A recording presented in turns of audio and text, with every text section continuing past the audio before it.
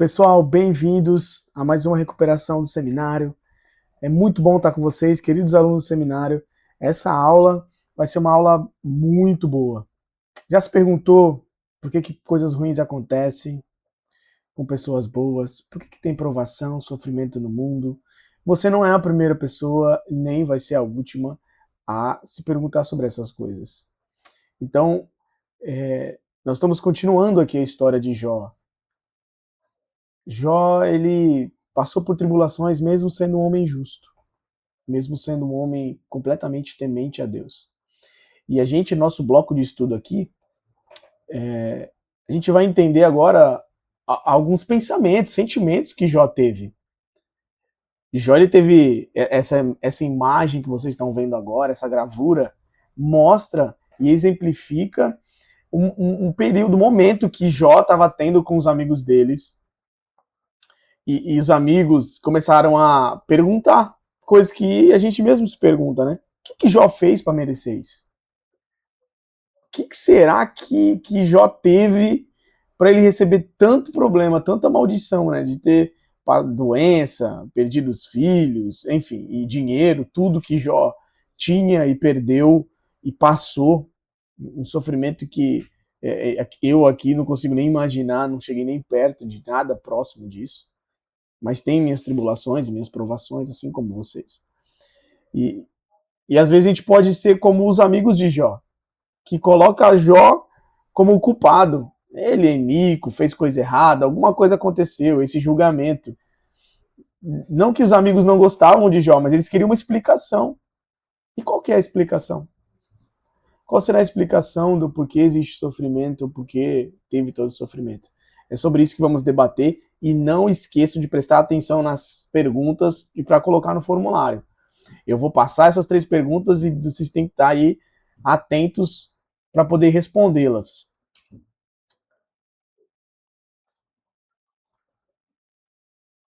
Vamos lá. E algumas das perguntas que a gente se faz, talvez você já se perguntou sobre isso também, né? Devo estar fazendo tudo errado, porque tudo na vida é difícil para mim. Se estou seguindo o evangelho, por que não consegui evitar as provações e sofrimento? Eu achava que Deus me amava. Por que ele está tornando minha vida tão difícil? Se Deus é real, por que ele não impede o sofrimento das pessoas?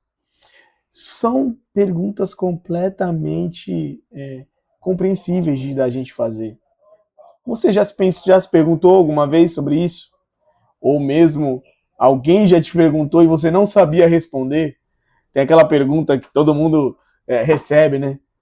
Se Deus é Deus Todo-Poderoso, por que as pessoas sofrem na África, né? E realmente é muito difícil, muito complexo da gente compreender todos os sofrimentos, provações que existem no mundo. Mas vamos tentar aprender um pouco sobre o caso de Jó. Primeiro, vamos nos atentar às respostas.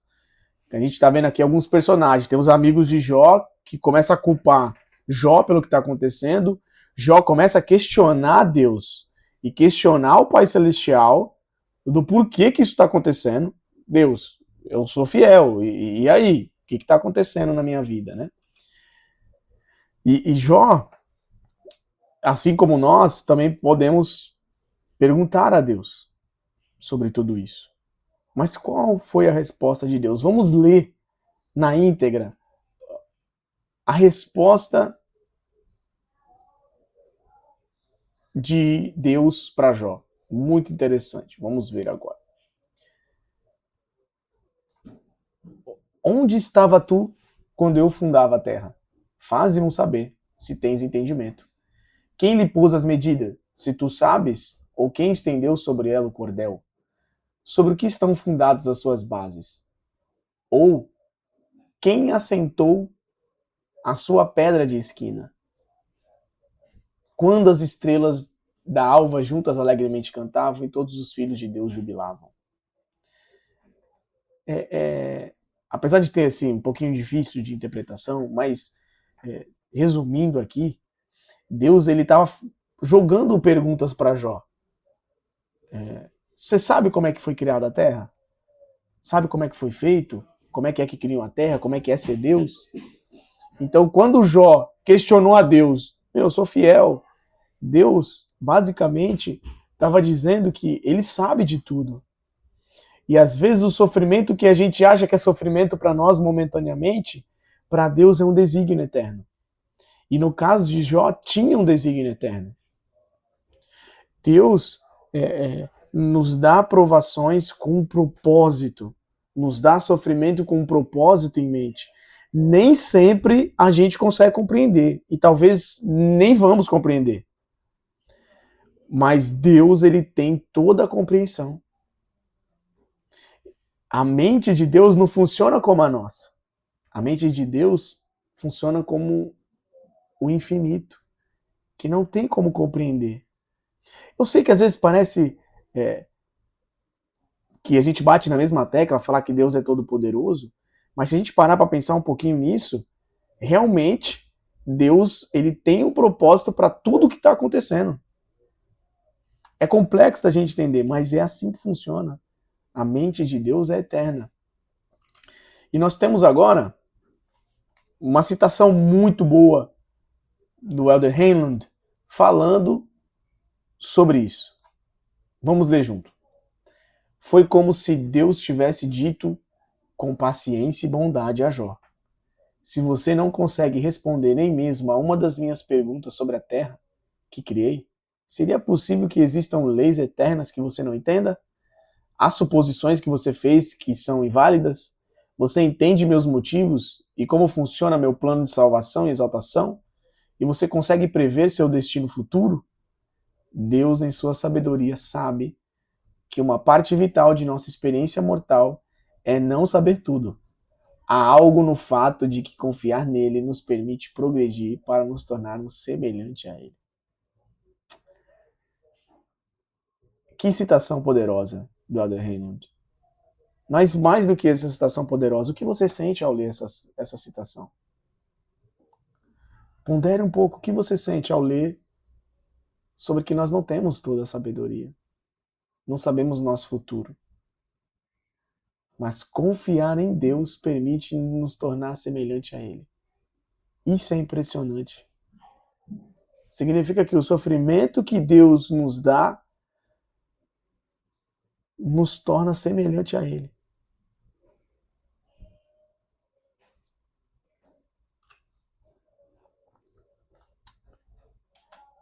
Então, lá vai a primeira pergunta para vocês. A primeira pergunta é: o que o Senhor respondeu a Jó sobre suas provações? Essa é a primeira pergunta para você colocar lá no formulário. Agora, vamos ver a resposta de Jó, que também é muito importante. Muito importante. A resposta de Jó é espetacular e nos ensina muito. Vamos ler junto novamente. Escuta-me, pois, e eu falarei, e eu te perguntarei, e tu me ensinarás. Com o ouvir dos meus ouvidos te ouvi, para agora te ver o meu olho. Por isso me abomino e me arrependo no pó e na cinza. Que humildade de Jó. De mesmo não recebendo todas as respostas do porquê ele estava passando aquilo, Deus ele não explicou tudinho, esmiuçado para ele do porquê de todo o sofrimento. Mas Deus falou: confia em mim. E prontamente, mesmo passando por uma necessidade, uma dificuldade, uma provação imensa que Jó estava passando, ele falou: me arrependo de te questionar, Deus. E confio, tô aqui para aprender. Tô aqui para tu me ensinar. Eu pergunto, tu me respondeu e eu fiquei feliz. Esse é um atributo de muita humildade de Jó. Mas uma pergunta para reflexão. Tenho sido humilde nas minhas orações, nos meus pedidos, meus questionamentos ao Pai Celestial? E humilde às respostas que Ele me dá?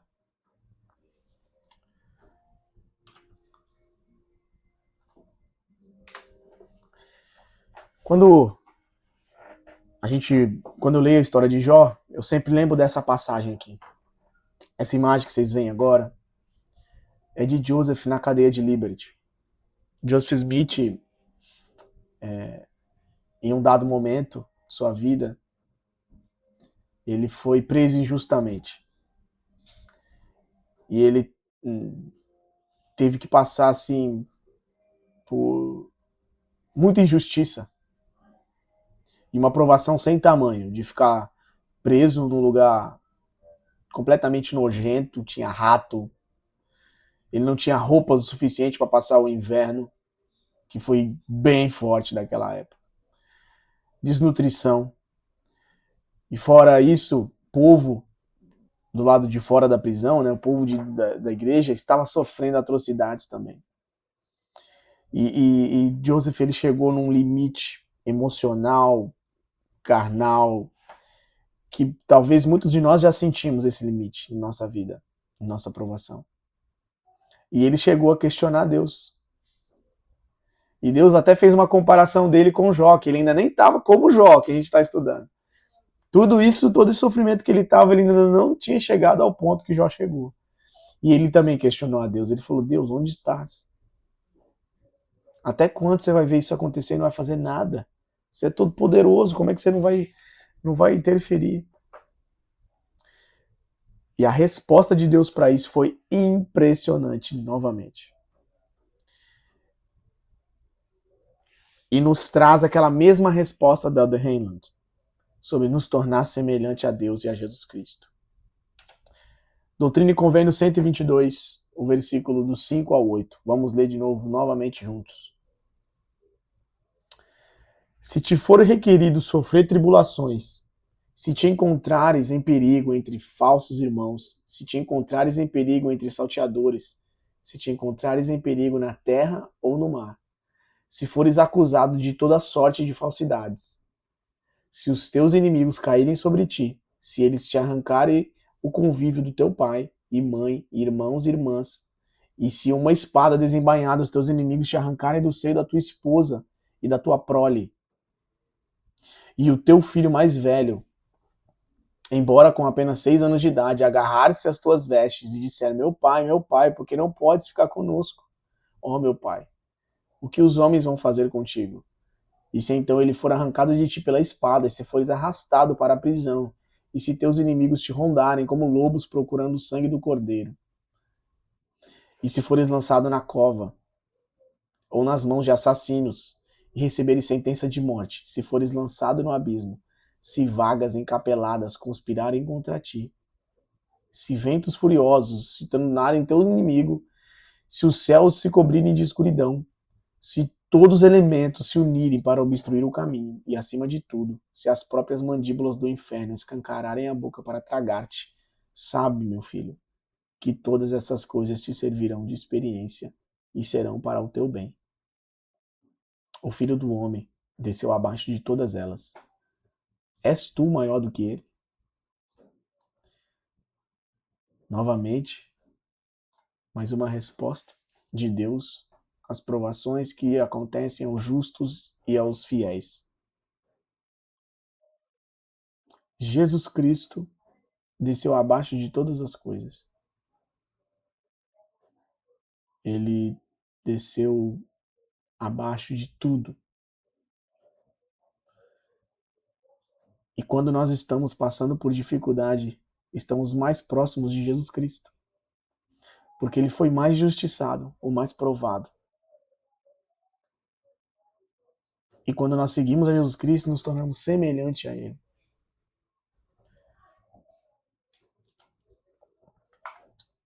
Então, lá vai a segunda pergunta para colocar lá. Como o sacrifício de Cristo pode me ajudar em minhas provações? Essa é a segunda pergunta lá do... E agora eu queria compartilhar uma experiência para a gente entender um pouco sobre Deus. Para a gente... Uma vivência minha, na realidade. Eu tenho um casalzinho de gêmeos de 2 anos. E eu sou formado em biomedicina. Entendo um pouco sobre vacina, como funciona o processo, a tecnologia e como protege as crianças. E eu tive que levar meu filho, que eu amo muito, para tomar vacina, muitas vezes. Mas imagina na perspectiva do meu filho agora. O pai que brinca, que ama, que educa, que não jamais faria mal, levar para um lugar em que ele vai tomar uma picada de uma agulha, uma mulher de branco. Imagina o trauma mental que deve gerar nele, ver eu mesmo levando, eu tirando a roupa para ele poder sentir essa dor. E mesmo assim segurar e estar do lado dele ali. E quando ele toma uma agulhada, eu penso, que bom que ele está sendo imunizado, porque eu compreendo a imunização e uma vacina. Mas ele deve olhar para mim e falar, nossa, que pai horrível, que me odeia para ponto de me dar essa dor. Eu não mereço, sou puro, não faço nada de errado e tomei essa agulhada. E assim como um bebê, uma criança, a gente também olha assim para o Pai Celestial e fala, eu não mereço sofrer isso. Mas a gente não sabe que no futuro, essa dor é que está protegendo contra vírus que virão e ele vai ter que enfrentar. E com a vacina vai ser muito mais fácil a jornada e a luta contra o vírus. É assim que Deus nos olha, como crianças que não compreendem o que ele compreende. Para terminar com a pergunta.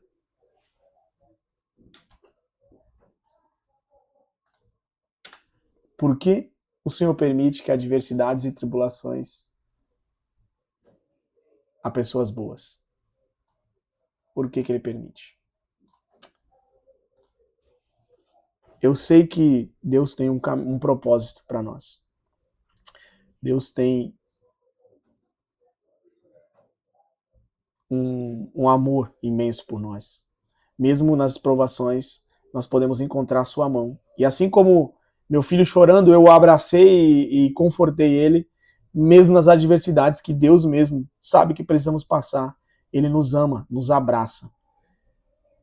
E podemos sentir esse amor, esse abraço de Deus. E essa aula eu deixo com vocês no sagrado nome de Jesus Cristo. Amém.